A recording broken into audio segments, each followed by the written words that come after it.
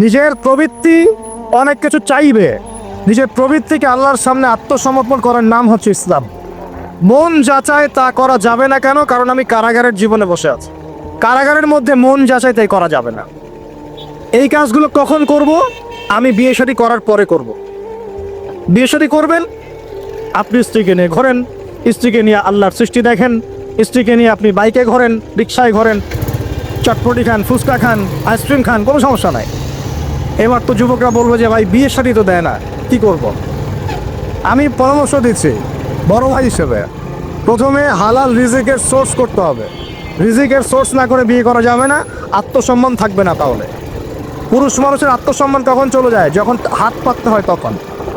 যখন আপনি রিজিকের সোর্স তৈরি করেছেন, আপনি স্বাবলম্বী, আপনি মাশাআল্লাহ মাসে 10-20-30 হাজার টাকা আর্ন করেন, বা 1 লাখ 2 লাখ টাকা আর্ন করেন, আলহামদুলিল্লাহ, কারো কাছে হাত পাততে হয় না, সবাই দেখবেন আপনাকে সম্মান দিবে। যখন আপনার অন্যের কাছে হাত পাততে হবে, তখন দেখবেন স্ত্রীও সম্মান করছে না। তো এই জন্য ডিগনিটি আগে, ডিগনিটি ফার্স্ট। আপনার ডিগনিটি অর্জন করতে হলে একটা হালাল উপার্জনের সোর্স লাগবে, এক। তারপরে পিতামাতাকে বোঝানোর চেষ্টা করবেন। যদি কাউকে পছন্দ করেও থাকেন, না দেখেই বা শুনে যে হ্যাঁ ওখানে একজন দিনদার মেয়ে ইত্যাদি, তাহলে পারিবারিকভাবে বিয়ের প্রস্তাব পাঠাবেন, নিজে পণ্ডিতি করতে যাবেন না, পারিবারিকভাবে পাঠাবেন। যদি রাজি হয় আলহামদুলিল্লাহ, রাজি না হলে কি নিজে নিয়ে পালায় যাবেন? এই কাজ করতে যায় না। ইস্তেখারা করবেন। কি করবেন? ইস্তেখারা। 2 রাকাত নফল নামাজ পড়ে আল্লাহর কাছে দোয়া করবেন। হিসনুল মুসলিম বইটা কিনবেন, ওখানে দেখবেন ইস্তেখারার দোয়া আছে। ইস্তেখারা মানে হচ্ছে আল্লাহর সাথে পরামর্শ করা। আল্লাহ, আমি এই কাজটা করতে চাচ্ছি, যদি কাজটা আমার জন্য ভালো হয়, আমার দুনিয়া আখিরাতের জন্য ভালো হয়, আল্লাহ কাজটাকে তুমি সহজ করে দাও, আল্লাহ কাজটার মধ্যে বরকত দান করে দাও। আর যদি এই কাজটা দুনিয়া আখিরাতের জন্য খারাপ হয়, আল্লাহ তুমি কাজটাকে সরায় দাও, আমাকেও কাজটা থেকে সরায় দাও। এটা হচ্ছে ইস্তেখারা। এই দোয়া বেশি বেশি করলে ইনশাল্লাহ আল্লাহর পক্ষ থেকেই ফয়সালা হবে। আর এই জায়গায় বেশি ব্যতিব্যস্ত হবেন না। অনেক সময় কিন্তু ফ্যান্টাসিতে ভুগি আমরা, অস্থির হয়ে যাই। অস্থির হলেই ডিসিশন নিতে ভুল হবে, অস্থির হলেই ডিসিশন নিতে ভুল হবে। স্থির থাকতে হবে। নিজেকে স্থির রাখার জন্য কি করবেন? বেশি বেশি নফল রোজা রাখবেন। বেশি বেশি কি করবেন? নফল রোজা রাখবেন। আর ভালো কাজে ব্যস্ত রাখবেন নিজেকে। ভালো কাজে কি করবেন? ব্যস্ত রাখবেন। একা একা থাকলে আর এই যে খারাপ সার্কেলের মধ্যে থাকলেই মাথার মধ্যে শয়তান ভর করবে, তখন দেখবেন অস্থির হয়ে গেছেন আপনি। আর স্থির হওয়ার চেষ্টা করেন, ভালো কাজে ব্যস্ত রাখেন, হালাল পথ অবলম্বন করে হারাম থেকে বেঁচে থাকেন। এখন যে জায়গায় আসছিলাম, এখান থেকে আস্তে আস্তে শেষের দিকে যাব। দেখুন, আল্লাহ পাক যে বিষয়গুলোকে ভালোবাসতে বলেছেন, আমি ভালোবাসবো। এই ভালোবাসা জায়েজ, হালাল। এই ভালোবাসার উদ্দেশ্য আল্লাহ সন্তুষ্টি অর্জন করা। এই ভালোবাসার উদ্দেশ্য এই নয় যে আমি যাকে ভালোবাসি তার কাছে আমি কিছু প্রত্যাশা করছি।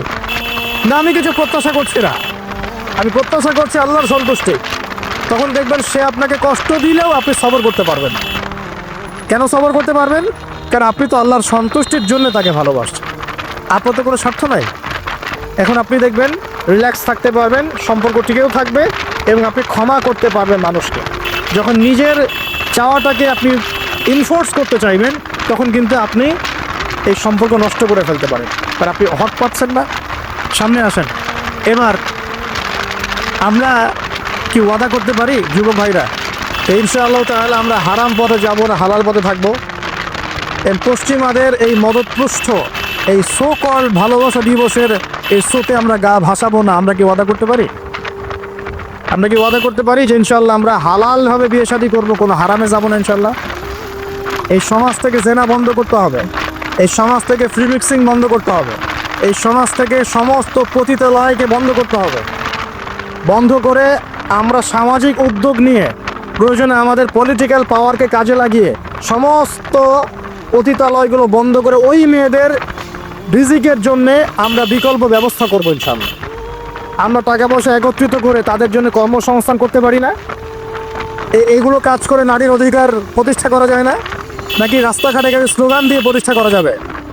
সমস্ত যে নোংরা জায়গাগুলো আছে এগুলো বন্ধ করে ওই মেয়েরা কিন্তু কারো মা, ওরা দেখবেন কারো বোন, কারো স্ত্রী বা কারো সহধর্মিনী কিছু একটা হবেন।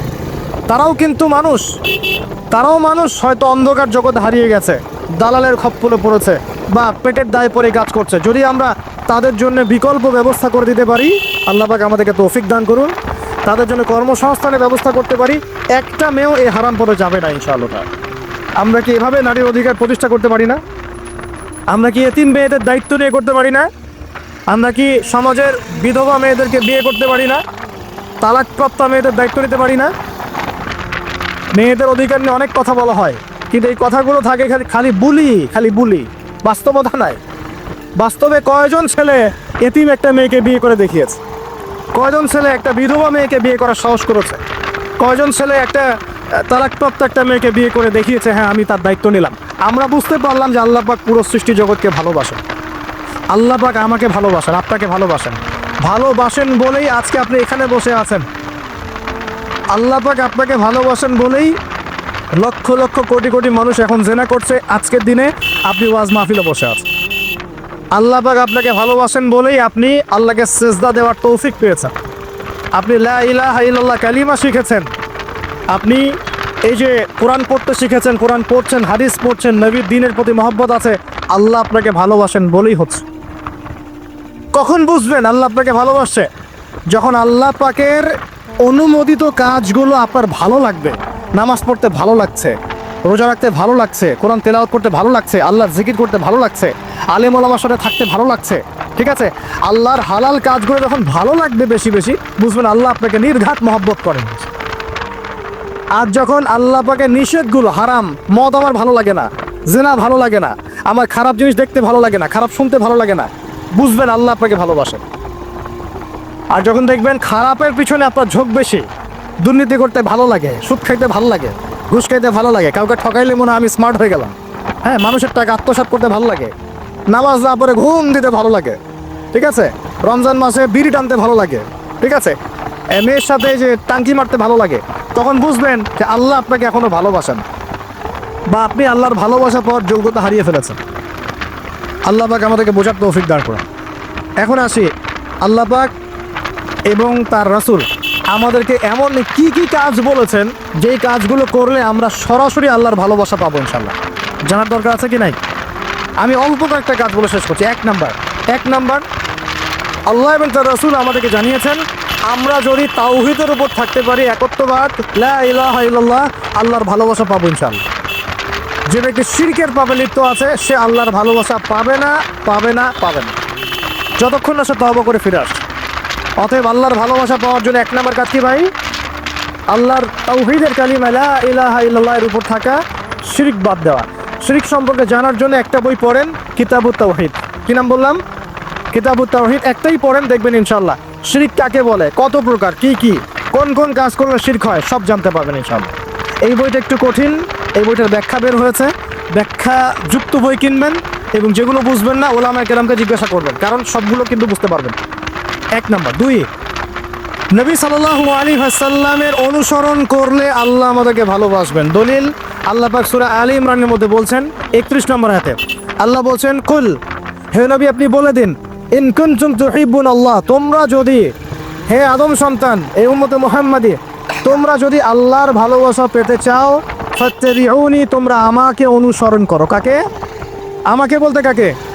রাসূলুল্লাহ সাল্লাল্লাহু আলাইহি ওয়াসাল্লামকে। তাহলে কি হবে? ইউহিব্বুকুমুল্লাহ, আল্লাহ পাকও তোমাদেরকে ভালোবাসবেন বলে সুবহানাল্লাহ। আল্লাহ আমাকে ভালোবাসবেন ইনশাআল্লাহ। আর কি?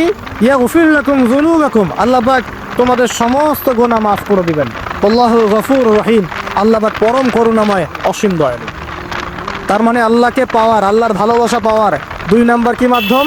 নবী সাল্লাল্লাহু আলাইহি ওয়াসাল্লামের সুন্নত অনুযায়ী জীবন করা। ভাই শুরু করবো কোত্থেকে? শুরু করবেন চেহারা থেকে। কোত্থেকে? চেহারায় দাড়ি ছেড়ে দিব ইনশাআল্লাহ, রাজি আছি তো? গোফ ছোট করে ফেলবো ইনশাআল্লাহ, রাজি আছি তো ইনশাআল্লাহ? চেহারায় সেজদার দাগ থাকবে ইনশাআল্লাহ, তার মানে নামাজি হতে হবে, ঠিক আছে? পোশাক পরিচ্ছেদ হবে রাসূলুল্লাহ সাল্লাল্লাহু আলাইহি ওয়াসাল্লামের মতো, জিলে ঢালা মুত্তাকিদের পোশাক। চুল হবে কার মতো? মেসি নেইমারের মতো নাকি রাসূলুল্লাহ সাল্লাল্লাহু আলাইহি ওয়াসাল্লামের মতো?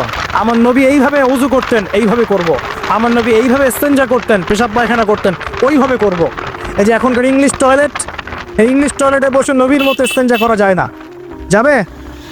ওলামায়ে কেরামকে জিজ্ঞাসা করেন, নবী সাল্লাল্লাহু আলাইহি ওয়াসাল্লাম বাম পায়ে ভর দিয়ে ইস্তেনজা করতেন। কোন পায়ে? এখন বসেন ইংলিশের উপরে, বাম পায়ে কেমনে বসবেন? সম্ভব? ওই যে আমি বলি, এটা মজা করে বলি, কষ্ট থেকেও বলি, একদম বৈশ্বিক পলিটিক্যাল সিস্টেম থেকে শুরু করে বাথরুমের টয়লেট পর্যন্ত সব কিছুই চলছে পশ্চিম আদর্শে এখন। সব কিছু, এভরিথিং এভরিথিং, একদম বাথরুমের কমোড পর্যন্ত।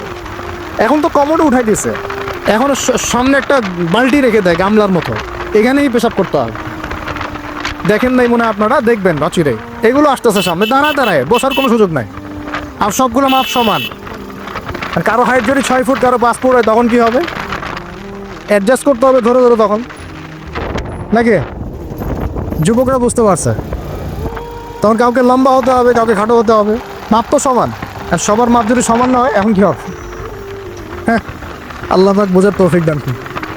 এগুলো শয়তানি না বলেন? এগুলো শয়তানি না বলেন? বসে ইস্তেঞ্জা করতে হয় না? বসে ইস্তেঞ্জা না, এই পেশাবের ছিটা ফোটার কারণে কবরে আযাব হয় না? আপনার হাদিসে জানেন না, নবীজি একটা কবরের পাশ দিয়ে যাচ্ছেন, তিনি থেমে গেলেন, থেমে গিয়ে বলছেন এই কবর দুটোতে আযাব হচ্ছে। কি হচ্ছে? কবরের আযাব। তিনি জানলেন কেমন করে? আল্লাহ পাক তাকে জানিয়েছেন, আল্লাহ পাক তাকে খবর দিয়েছেন এই কবর দুটো কি হচ্ছে? আযাব। নবীজি বলছেন এই কবর দুটোতে বড় কোনো পাপের কারণে আযাব হচ্ছে না। সাহাবীরা বলছেন তাহলে কি কারণে হচ্ছে ইয়া রাসূলুল্লাহ? তিনি বলছেন একজন পেশাব পায়খানা করে, পেশাব করে, স্পেশালি পেশাব করে এই ছিটা ফোটা থেকে সে সতর্ক থাকতো না। পেশাব করে, ওই যে বলেন আমাদের ছেলেরা, প্যান্ট খারাপ ভাই, নামাজে যেতে পারবো না, নামাজে ডাকলে বলে ভাই প্যান্ট নষ্ট। তোমরা ভালো করে হাদিসে শোনো, এই ব্যক্তি বড় কোনো পাপ করে নাই, সে পেশাব করার পরে পবিত্র হতো না, মানে এর ছিটা ফোটা থেকে সাবধান থাকতো না, এই কারণে কবরে আযাব দেওয়া হচ্ছে, বলে নাউজুবিল্লাহ। অন্য হাদিসে নবীজি বলছেন বেশিরভাগ কবরের শাস্তি পেশাবের ছিটা ফোটার কারণে হয়ে থাকে। আস্তাগফিরুল্লাহ, বলি নাউজুবিল্লাহ। এই টয়লেটগুলোর মধ্যে পেশাবের ছিটা ফোটা লাগে না? এই কোরআনের মধ্য দিয়ে আল্লাহর ভালোবাসা পাওয়া যাবে ইনশাআল্লাহ। সর্বশ্রেষ্ঠ নফল আমলের মধ্যে একটা হচ্ছে কি? আল কোরআন তেলাওয়াত করা। আল্লাহ পাক আমাদেরকে তেলাওয়াত করা তৌফিক